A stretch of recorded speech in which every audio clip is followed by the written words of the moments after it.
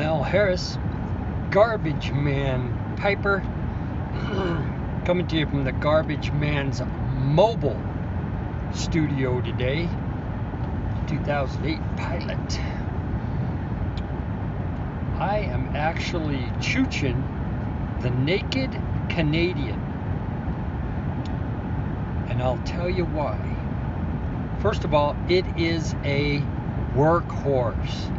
Look at the coloring on that thing. It has been a great pipe.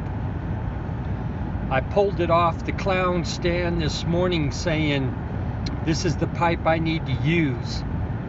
Mike at Briar Blues is at it again, torturing the YTPC members. So, I got my package this morning, and in the package I had tobacco listed A, B, and C. And the drill here is, he wants everybody participating in this Escudo Dunhill Navy roll torture test to use one pipe, preferably a Briar, and this is the pipe that I trust. Even though he's still a little upset about not being in the everyday carry. Hey, you know what? You pull the guy off the bench that you think can get you the win. And that's what I did.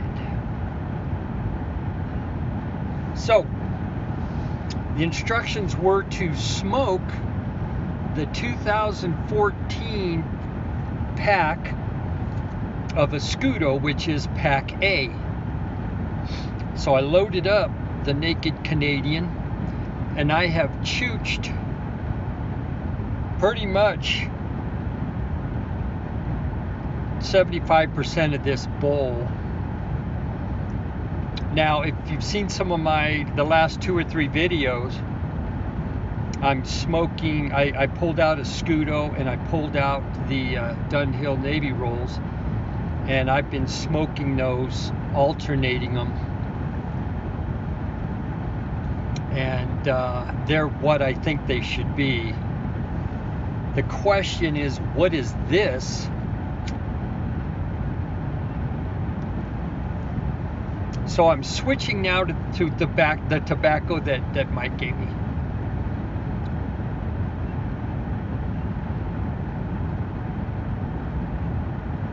It's interesting because I was just smoking a pipe. I wasn't sitting there before all this trying to pick out what's in there and this and that. And I know that's important for folks when you're doing reviews. Reviews have never really been my strong point, but I'm always up for a challenge. To me, this 2004 Escudo is, it seems like the Virginias have fallen back and the Perique has come forward. I'm getting a lot of spice, and I love things spicy, being in El Paso, Texas. It seems tangier, not in an oriental way. How do you say a smooth tanginess? It's just like in the body of it all. Perique being forward. I am getting hints, and I'm trying to liken it. I've always likened a good Virginia to walking into a bakery shop, and I've been trying to think, what is that I have tasted and smelt before? And it dawned on me, Gay, my wife, makes homemade cinnamon bread. There rarely is a time when there isn't homemade cinnamon bread for breakfast this morning. I had 2 slices of homemade cinnamon bread with some raspberries and eggs. And I got to thinking, that is what I am tasting. It is a toasted piece of cinnamon bread, and the cinnamon bread is not, the cinnamon in the bread's not pronounced. It's just an accent. And I'm not saying this tastes like cinnamon. It's that toasted dough of homemade cinnamon bread that I am getting, but it's behind the Perique.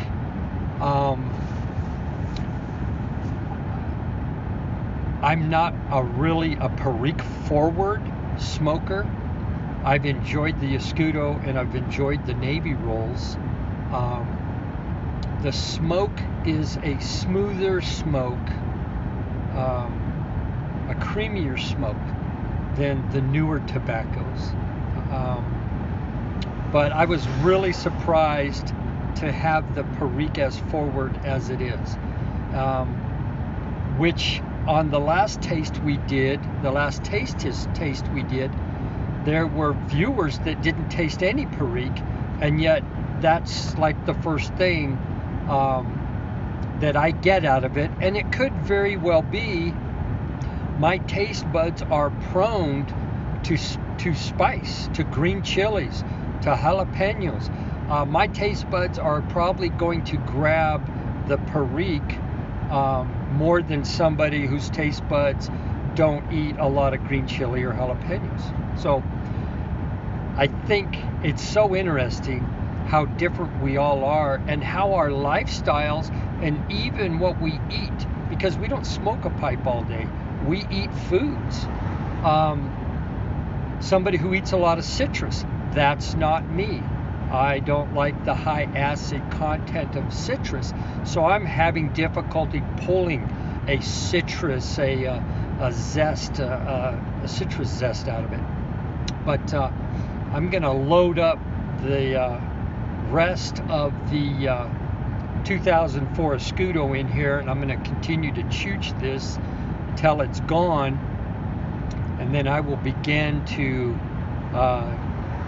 take the journey into the B and C blends. Now, the B and C blend, he could have sent me all Escudo. The challenge here is, can I taste the difference between B and C? If it tastes the same to me, I'm thinking it's all Escudo. I'm hoping that I can detect the difference, but with the Perique as pronounced as my taste buds gather, it may just be overshadowed by the Perique. So we'll get to it and we'll start figuring this bad boy out. So, Briar Blues, Mike, first of all, I thank you for this opportunity. It's been I don't know, it's slowed my thinking and smoking processes down. I'll be better for it, no doubt about it. Talking just a little bit about the last challenge and why I couldn't pick out some things other people were picking out.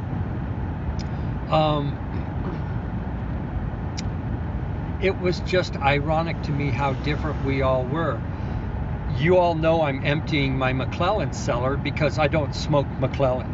I've had 3 bowls of McClellan, Frogmorton, and I don't even remember if it was Christmas Cheer or 40th. I mainly use it to send samples out to folks that have maybe never tried it. So I never had that in my taste palette.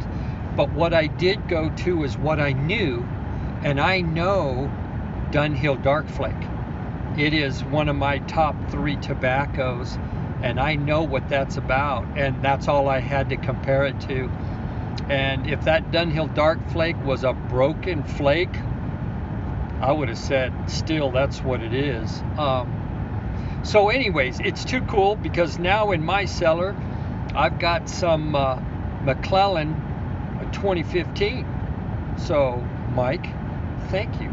I appreciate that. So, This is kind of my first impressions on the 2004 Escudo that we were sent by Mike from Briar Blues.